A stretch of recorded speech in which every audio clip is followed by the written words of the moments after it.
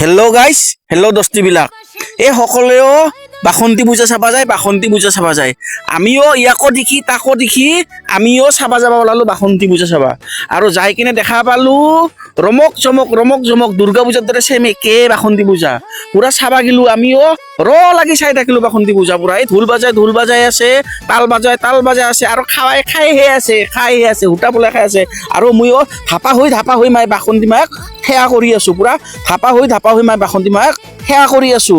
এইয়া অগণন ভিৰ মানুহৰ, আৰু মই বাসন্তী পূজা চাই লাগি আছো।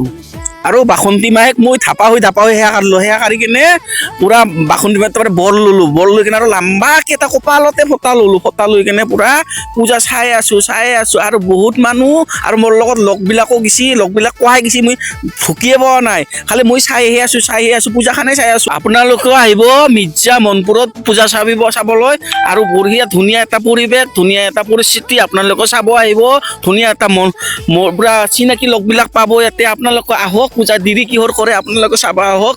ধুনীয়া এটা লাগে, এনজয় আৰু ধুনীয়া।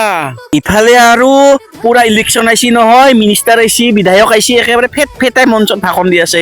এই আৰু মই ভাষণবিলাক আমাৰ ৰাইজে পুৰা লাগি শুনি আছে। ফেটাই ভাষণ দি আছে। তো গাইজ, আজিৰ ভিডিঅ'টো ইমানেই আছিল। আজিলৈ টাটা বাই